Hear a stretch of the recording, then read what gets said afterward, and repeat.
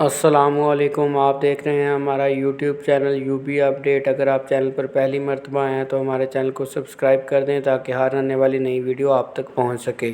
جیسا کہ آپ سب جانتے ہیں کہ وفاقی بجٹ پیش ہو چکا ہے اور صوبائی بجٹ موسٹلی وہی ہوتا ہے جو وفاقی بجٹ ہوتا ہے، لیکن اس دفعہ جو ہے دیکھنے میں چینجز آئی ہیں۔ ہر صوبہ اپنے لحاظ سے تبدیلیاں کر رہا ہے۔ صوبائی حکومت بازی لے گئی، تنخواہوں میں 12% اضافہ، پینشن میں 8%، ڈسپیرٹی الاؤنس میں بڑا اضافہ، ڈیلی اجرت بھی 40,000 مقرر۔ سندھ کابینہ کی اگر ہم بات کریں، ہر صوبہ اپنے اپنے لحاظ سے ریلیف دینے کی کوشش کر رہا ہے۔ سندھ کابینہ نے آئندہ بجٹ 2025 سے 26 کے لیے مختلف پے اسکیلز کے سرکاری ملازمین کی تنخواہوں میں اضافے کی منظوری دے دی۔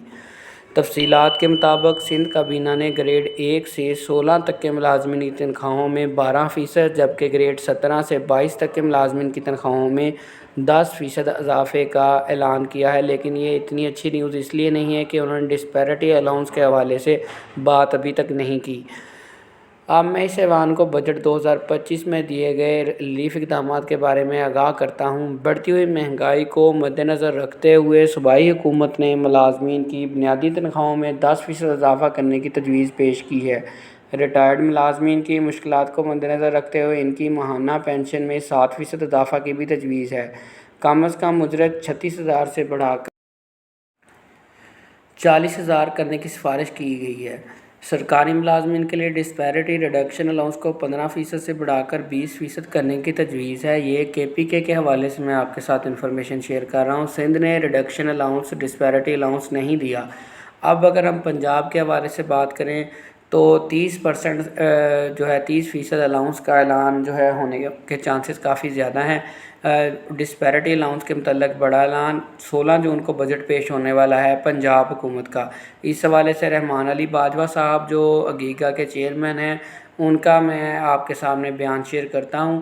تمام محروم صوبائی ملازمین تیاری رکھیں، بالخصوص وفاق کے جتنے بھی ملازمین صوبوں میں ہیں، بالخصوص لاہور، پشاور، کراچی، غیرت کا تقاضا کرنا ہے، صوبوں کے بھائیوں کے ساتھ کھڑے ہونا ہے۔ میں نے تو سوچا تھا شاید کچھ آرام کروں گا، مگر لگتا ہے نصیب میں نہیں ہے۔ انشاءاللہ تعالی ہمیں ہمیشہ کی طرح اپنے صوبائی بھائیوں کے ساتھ کھڑا ہوں گا، چاہے جیل جانا پڑے، گرفتار ہونا پڑے۔ تو جیسا کہ آپ سب جانتے ہیں کہ رحمان علی باجوہ صاحب کی کاوشوں کی وجہ سے ہمیں آج تک پہلے بھی ریلیف ملتا رہا ہے اور وہ اریسٹ بھی ہوتے رہے ہیں اور کال بھی دیتے رہے ہیں۔ بے شک اس اساتذہ اتنا بڑھ چڑھ کر حصہ نہیں لیتے، لیکن پھر بھی وہ پہلی صفوں میں ملتے ہیں احتجاج کے حوالے سے۔